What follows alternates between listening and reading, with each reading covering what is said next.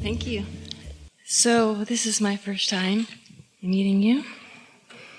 And how's it going here today?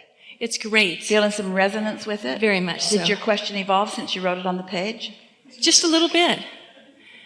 Because, of course, we're all getting the messages to our personal questions. Yes. Just by hearing this all. Yes.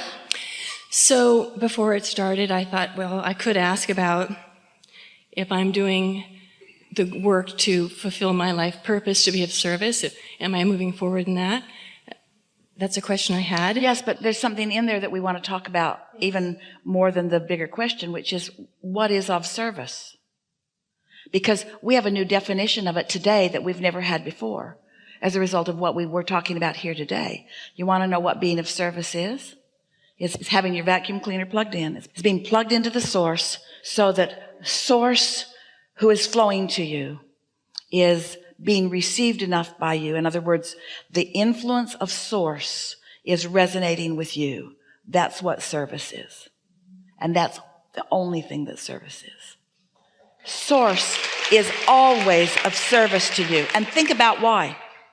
When you have negative emotion, the reason you feel negative emotion is because you're having a thought and your inner being won't join you. That's service. That's staying in resonance with who you really are and what you really want, so that if you want to feel good, you've got to find vibrational resonance with that. That's service. Humans think that service is really hearing you in your struggle, being motivated to try to help you from the place of utter disconnection. That's what most people think service is. I will suffer enough that I will serve you. We say, no, you won't. You'll just suffer and need more service from somebody who's still in alignment. So that's what that question was about. Yeah. And the career that I am in is of service. So that's kind of, I wanted to just get that out and throw it away. I wondered if you had a message from me. Don't throw anything away. Oh, I mean, not throw away. That's a little strong to say. What do you mean, that way. Meaning that I guess I know I'm living my purpose. I know that I'm of service. So I don't have to contemplate that anymore. I really do know that. I know that. So now, I'm manifesting that. Yeah. Yeah. It's really fun when you know it even before you manifest it. That's when this really starts going and blowing for you. When you know you're hooked in, and even though there's not a manifestation that's happening right now, this red hot minute, you still know. Esther loves manifestations. You all do. But you got to love what it feels like on your way to one too. That feeling of anticipation, that feeling of absolute knowing with no evidence. Oh, that's the best there is. That feeling of absolute knowing and no evidence. And people say, why are you so happy? And you say, I can't explain it to you. Good things are coming to me. How do you know? I just know. Well, you're dumb. I know. And I don't care. I don't need evidence. I don't need tangible evidence. I've got vibrational evidence. I've got emotional evidence. I feel high and happy. Why? I don't know. Because good things are coming, because I'm in alignment. Yeah. And like most people, I go in and out of that. As a whole, I know I've done a lot of work, and well, that's what you're wanting to sharpen up here. That's what mastery is. Mastery is really being aware when you're not there, that you could be there if you tried a little, that you could be there if you just focus a little, that you could apply what you know with a little more deliberateness. And the more you do it, the better it gets, and the better it gets. The more you know it, the more you know it, the more you do it, and the more you do it, the better it gets, until people look at you and they just hate you. Because your life is so easy and you're so happy.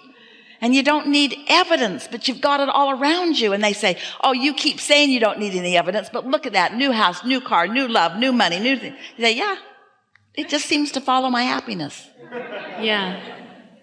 So this makes me think about, and I have a tendency to be very hard on myself. Well, stop it. I know. Don't give yourself permission to be that. You just confess to us. We don't want that kind of confession. That was my precursor to say, meditating as often as I do, is that enough? Doing such and such, is that enough to... Are you happy all the time? No. Then it's not enough. Okay. Next. So if I... So if I sit a little longer, there'll be a day when I'm happy Not all longer, the time. but more consistent, and more consistent understanding what you're doing. Don't sit like our friend was sort of describing, trying to receive a message before you're ready. Sit with the intention of quieting your mind. Sit with the intention of just letting go of thought. Sit with the intention of allowing, in the absence of resistance, your vibration to rise and resonance to happen, and then ideas to begin flowing. Understand what meditation is. Meditation is the way you let your inner being teach you alignment. That's what meditation is. Your inner being is always there. And you're not always there. But when you meditate, you could always be there. So my ultimate question was, is there any message for me personally? Meditate. Meditate. Every day for 15 or 20 minutes. And in that 15 minutes, you don't feel that you've quieted your mind. Don't stay longer, because now you're just having a battle with yourself. Get on with your day and do it again tomorrow.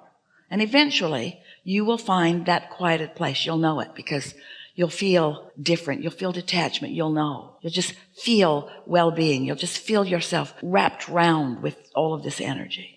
I do somatic meditation, which is really going into the body and sort of breathing and expanding in parts but blanking out. Well, the reason that we encourage the releasing of thought is because your inner being knows exactly where you are in relationship to everything and will offer the influence to your body. Sometimes people get so involved in meditative processes that their minds are so active they never really accomplish alignment with their inner being. They just accomplish alignment with the book they're reading. We want you to accomplish alignment with your source, who's real time in real now, offering you whatever you're asking for. Whatever you're asking for in your vortex, whatever your cells are asking for in your vortex. So I've unconsciously pulled in the life that I have today, which is, 56, no children. Unconsciously? Well, because if in the fact that we manifest what we truly want. I have said all my life I've wanted to be a mother, and I've made decisions and taken action that did not manifest that.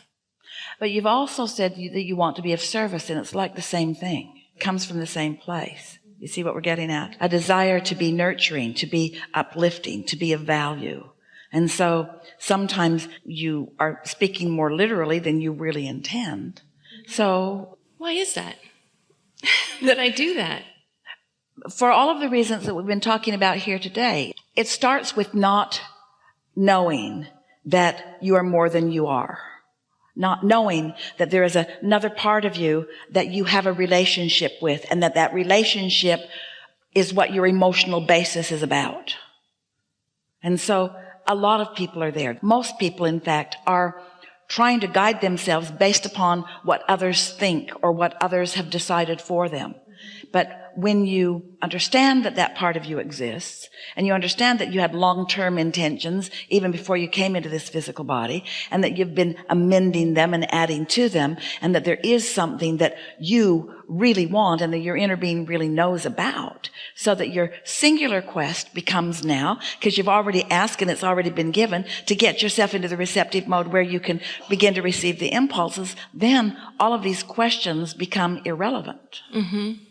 Why is it that we are afraid of becoming a very powerful self? I can personally attest to that. I have a fear about being a very powerful woman. Well, we don't believe you. We think that's just things you're making up because you don't think you are. And so you're just explaining why you're not what you really want to be by saying, I guess I don't think I really wanted to be it. There's a part of me that believes I am. Yeah. We want to ask you some questions. Okay. Because to be a really powerful woman, which is a woman who is of service, which means a woman who is under the influence of Source, which means a woman who is influencing in connection with Source. In order to be that powerful woman, these are the things that you find along the way in that. You feel joy. Do you want joy? Yes. Then you want to be a powerful woman. Do you like clarity? Yes. Then you want to be a powerful woman. Do you like insight into things? Then you want to be a powerful woman. So can you see how that's just stuff you've been making up? Maybe you heard it somewhere, but none of it rings true, does it? I don't know if I followed you. You mean all that you just said? Yes, it rings true. None of that not being a powerful woman because I don't want to be. No, it's almost like bird. I just get distracted from my mission, my this other voice and all the physical actions and things I've done to produce who I am But today. here's the thing that we want you to hear. You heard a whole lot here today, and we acknowledge that you heard it. So that all of these things that you are saying are irrelevant given what you now know. But you're still saying them because you've got the habit of saying them. You've decided that that's who you are, but that's not who your inner being knows that you are. And right now, that's not who you know that you are. So our encouragement is to no longer practice that old defeating, powerless conversation. Think how powerless the words are that I'm afraid of my own power. Have you ever heard any more powerless words than I'm afraid to be powerful? It is completely illogical. And you want to know why you do it? Because you have decided that others don't like powerful women. And you don't want to upset them.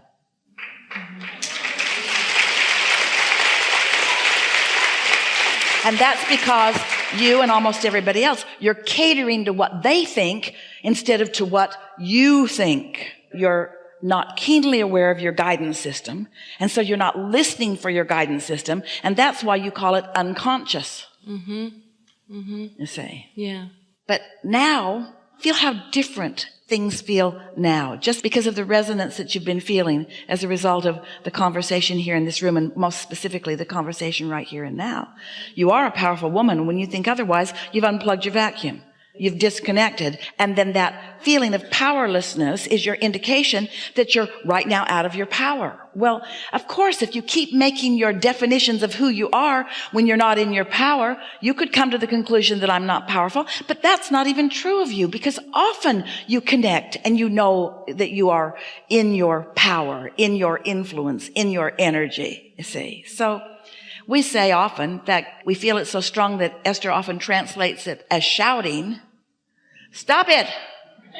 Stop arguing for your limitations," because we felt you come with us and then you repeated an old thing that you don't even right now feel. It's just something that you're used to saying. We don't know where you're getting your gratification from that, because really, do you know anybody? Have you ever entered a conversation, you're meeting someone new, and you sit down and they say, "How are you?" And you say, "I'm good, but I'm powerless." I don't know why. I've just never let myself have my power. I thought it was meaningful to our relationship, because have you ever said that to anyone? Or can you imagine someone saying that to you? If someone said to you, so you're sitting over lunch and you look across the table and you say, "What's up?" And they say, "I feel powerless." What would your impulse be? "I feel powerless." Wouldn't you want to say, "Well, you're not powerless. You might be pinching it off, but you're not powerless"? Would you say, "Oh, good, I'm powerless too"? Let's join groups.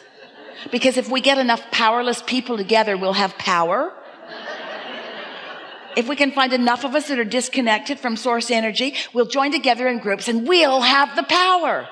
Yeah, you'll have the power for mediocrity. You'll have the power for yucky things that don't feel good. You'll have the power for dismal conversations and miserable life experience. But that's not power. Power is joy. Power is love. Power is appreciation. Power is knowing. Power is clarity. Power is the universal energy that creates worlds flowing through your fingertips. So you say, "I'd like some of that." And the universe says, "There you go." And you say, "I did that because I have power." Yeah. Anything you want. And so what you're getting on a daily basis is just how much power you think you have. How much that you're allowing yourself to have. Sometimes you don't allow it because other people have told you you're not worthy. Sometimes you don't allow it because you yourself don't, or you feel like you're not prepared. You make up all kinds of reasons for not knowing that you can have it if you want. But if you could just catch the spirit of being ready to be ready to be ready, and that it will just continue to unfold in pleasing ways for you, and that no one is keeping score except you, and your scorekeeping is not good for you. Just keep score of how happy you are and watch what happens. I was way happier today than I was yesterday. Ooh, I had so many happy moments today. Start keeping track of things that really feel happy, the moments of true happiness, and then watch how